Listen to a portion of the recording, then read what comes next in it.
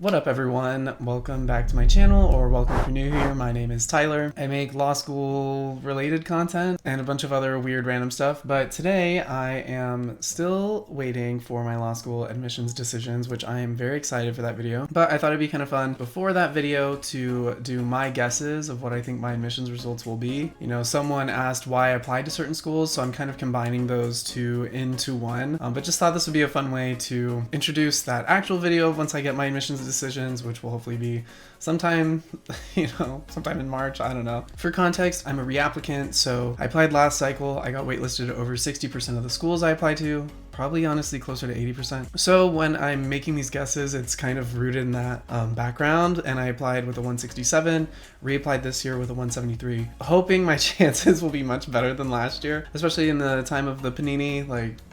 Things are just very weird. First off, I want to start, why did I apply to the schools I applied to? So I love that question. I think, it's really smart to ask yourself why you're applying to certain schools. For me, my goals, I needed market flexibility upon graduation, which when I started this process meant I had to go to a top school, which I didn't realize how difficult that would be. But I'm just not the type of person who knows where I want to practice or root down, especially because my partner would be relocating with me. So I wanted to make sure I had options for us and I wasn't making any decisions that would also impact their future. And I don't know, I thought I could do well on the LSAT, so I figured why not do my best, see how much scholarship I could get and where I could get into school. So those were the reasons why I applied to essentially the top 14. Also, if you just look at bar passage, employment rates, all those types of things, the legal market can be really weird and very competitive. So anything that can help you with your goals, I think is really important to take into consideration, whether that's, going to a school that's really good with clerkships, or going to a school that has a public interest focus, or a specific type of career center that will help you get the job you want. I wasn't super sure. I had ideas. So for me, the range of clinics that the schools offer, the market flexibility upon graduation, those were all things that really mattered to me. Anyway, let's get into my guesses. I'm just going to go from top to bottom. So first school, Yale. #1 school in the country. I'm pretty sure it has less than a 5% acceptance rate. It's super low, really small. I said no. If I'm gonna bet on anything, it's that I'm getting rejected from Yale, and I'm not one to gamble, but it's just an easy bet. So I'm saying no in this video. We'll see what actually happens. Moving on. Stanford, I think also less than 10% acceptance rate, and even though their LSAT is a little lower, so I'm technically above their LSAT median or whatever, I'm still guessing no. I think they accept 180 people or something, 190. It is what it is. I'd be super happy to get in, but like I said, who knows how it'll turn out. Okay, third, Harvard. So Harvard, I actually said yes, and I got rejected at Yale, Harvard, and Stanford last year, but the only reason I said yes this time is because they have the largest incoming class, and I was like, if I'm gonna get into one of the top 3, I feel like it would be Harvard. I don't know why. Purely just from a statistics standpoint, I guess. They accept more people and their acceptance rate is higher, so we'll see how it turns out. Fingers crossed. For Columbia, I said yes on Columbia, and even though their LSAT is a 174 and above my median, I think I was on their reserve, which is their waitlist last year, so I was really hopeful that I could get in. It's, I think, the most expensive school in the country, so if I don't get some sort of scholarship or something, don't know if I could even go, but I'm really hopeful to get in. New York would be amazing. New York has a great legal market. It would be really easy to go to school there and relocate somewhere after with the alumni network and the name, and plus if I was trying to come back from California from New York, I'm hoping it would be like, oh, this person stands out, and I wouldn't be another local student, so it would show some sort of diversity in their hiring. Or if I love New York and want to stay there, I could do that at Columbia because their employment rates and everything are insane. So Chicago, I believe, is also tied for 4th this year in the US News rankings. I said yes on this one, which I don't know why I said yes. It's such a small school. Honestly, I don't even know if it's a really good culture fit for me, because I think a lot of people who want to go to school there usually are really into clerkships or government type stuff, which isn't necessarily what I want to do. I want to clerk when I'm in school to try it out, but it's mostly to try it out to see if I rule it out. I don't know if I'll actually like it. Also, look at my little Reptar hat. My partner got it for me. Very cute. Anyway, Chicago. So yeah, I said I would get in. I think that is also probably based on getting waitlisted last year, which I was really shocked by at the school, just because it is so small. I'm hoping I'll get in, but also I don't know if I'd do well in Chicago at all. It's so cold, but it's an amazing school, and I'm pretty sure Obama taught there. But yeah, they have really great programs, especially for criminal law and police reform. So if that's something you're interested in, definitely check out their programs, and we're gonna move on to the next school. So next school, NYU, I believe tied for 6th. So NYU at the beginning of my last cycle was like it for me. Like I think culture fit wise, program wise, location wise, it makes the most sense and is most aligned. It is still so expensive because it's in New York, but hopefully I'd be able to live in Brooklyn, which would hopefully be a little more affordable than Manhattan, but who knows? But I said yes. I got waitlisted there last year. I talked to like multiple current students. I read a faculty book. Like I put in a lot of work with this school specifically because it just seems like the best fit for me. So I think it'd be a dream to go here. If you guys haven't read Covering by Kenji Yoshino, that's the faculty book I read. It's really interesting and talks about various civil rights movements, but specifically focusing on like LGBT rights and then how civil rights will probably progress in the future just with the way the law works. So that is like, and it's not a dense read. Like he's such a good writer because I'm pretty sure he went to, I think he went to like Harvard for English or something in undergrad and then Oxford and then Yale for his JD. So it's like, whatever, you know, just so smart. But his writing is really, really digestible. And I think that is nice because the law can feel so elusive and confusing. So it's a great book. Add it to your list if you haven't read it, and tell me what you think in the comments below if you end up reading it. All right, UPenn. So UPenn is tied for 6th with NYU. So I am above their stats technically, but I put I would get waitlisted. I don't know what it is about Penn. Like I think every other school just felt a little more open, and Penn just felt like more ivory tower to me in ways. I mean, that's not true. Columbia feels super ivory tower, and so does Yale and Harvard. They all do. All the Ivy Leagues do. But I don't know what it is about Penn. I think it's just that, I don't know, I didn't put in as much work, so I just thought it wouldn't pay off. Like I didn't write as intensive essays as I did for NYU, and since it's tied for 6th, I think I just thought I'd get waitlisted, especially because I did last year, so I was like, oh, they'll probably just funnel me into the waitlist again. It's still a great school. I've never been to Philly, so if I got in, I'd really want to check it out. And I've never had like a Philly cheesesteak from there, so I know that's such a dumb thing to say, and anyone from Philly is probably like, shut up, but yeah, I want to try Philly cheesesteak. Yeah, so waitlist, we'll see what happens. Moving on. All right, University of Virginia. So I actually went toward the campus at UVA. I still think I'm gonna get waitlisted. I don't know what it is. They're such culture fit people, and I think I really liked when I visit my friends in Richmond, and UVA's in Charlottesville, I'm pretty sure. Yeah, it's in Charlottesville. I think I really like the culture there. I just don't think I would fit into the culture there, if that makes sense. I don't know. It still does feel a little conservative. It does feel very like collegial and kind, and people seem super nice. But you know, sometimes I think like your differences in ideology can still just be covered up with manners, and I don't know if I would feel comfortable even really living with like my partner in Charlottesville and like having a life there. It feels a little rural. Really gorgeous, pretty hikes, lots of things to do still, but like even compared to Richmond was like their bigger city. I really liked Richmond, but Virginia is just such a different part of the country than where I'm from. And they're really big on clerkships, I think. So it's a great school if you want to do clerkships or work in DC, which like I said, isn't necessarily my focus. So they might be able to tell that from my application because I do skew more PI or maybe even private firm focused as far as like what I think I'll like, but I will figure that out in law school. So let's move on. All right, UC Berkeley. So UC Berkeley, I visited the campus. I loved the campus. I really enjoyed it. So I put yes. I am really hopeful. Last year I got waitlisted, and I was like, Berkeley's one of the only schools that has a ranked waitlist, I think. And they put you in these quartiles. So, you know, like first quartile is like the top 25 and then so on. And I was in the third. So I was in the bottom half of that waitlist. Like I was not going to get off that waitlist. But I think with my improved stats and like visiting the campus, and I did write some extra materials there. And I think they actually they ask you in the application to write a why Berkeley. I definitely wrote that. I think it was personal. There are personal things that I care about the school, so I included those. Seeing the campus, I really think it's a great place to learn the law. Like I said, they're pretty PI focused, so that's something that matters to me and I would want to be able to do during my law school career. It's also in an area that like would serve a diverse community in some ways. Like there's a lot of things in the news right now, especially with Berkeley residents wanting UC Berkeley to enroll less students, which is a whole other thing. It's always really interesting to me when like super liberal places like that show their cards of like, we're actually just a lot of rich people who care about our housing prices. But anyway, moving on. Okay, Duke.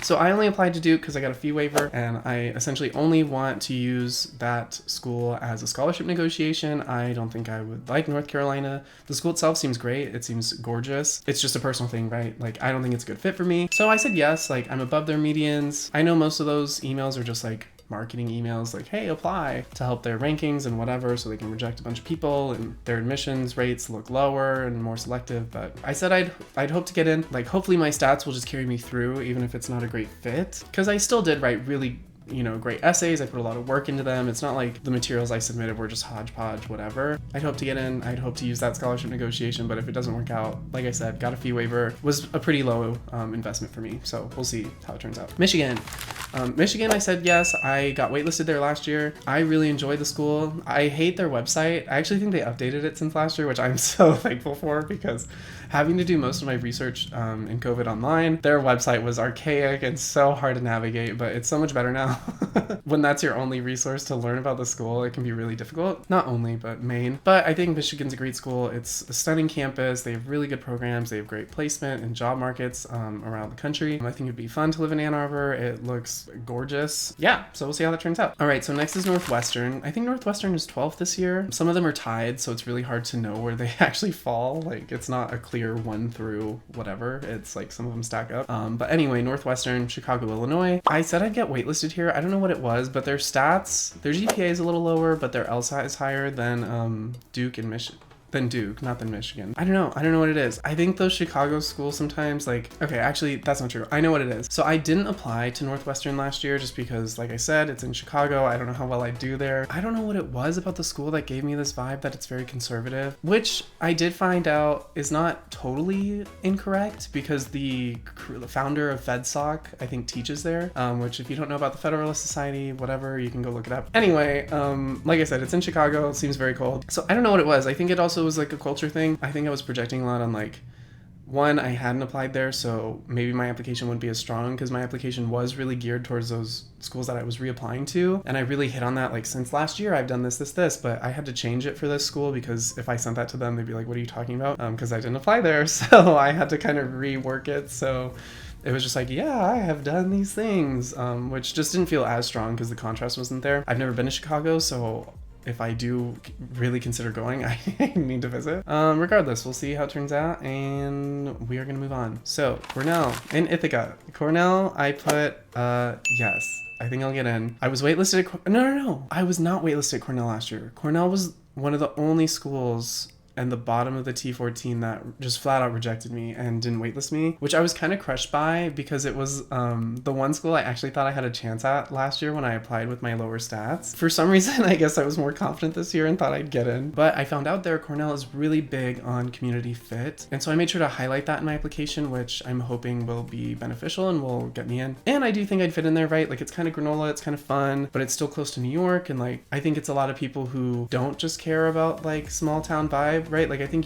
Virginia is a good example of a school that maybe cares more about like small community, whereas Ithaca feels a little more transient, and people are going to leave to bigger cities most of the time. And their school is like gorgeous and stunning, and they have really great programs for the things I'm interested in specifically. So fingers crossed. They also have a really cool history of diversity, which seems authentic. You know, I think it's so common these days for schools to be like, this is our diversity page and whatever, and it'll like link to different org groups and things, which I think is still important. But I just found it impactful that Cornell was highlighting things throughout their entire history of their university, which was different from a lot of the other schools. And they have really, really cool LGBT programs specifically. So if that's something you're interested in, I think they have specific clinics for working with LGBT communities, which sometimes just gets rolled into like family law or like I don't know if it's criminal law, but like criminal defense or like domestic violence clinics, which wasn't really something I wanted to do. And I wanted to do more things that were more like LGBT specific than different types of oppression that happen in these other categories, if that makes sense, right? Like violence, and then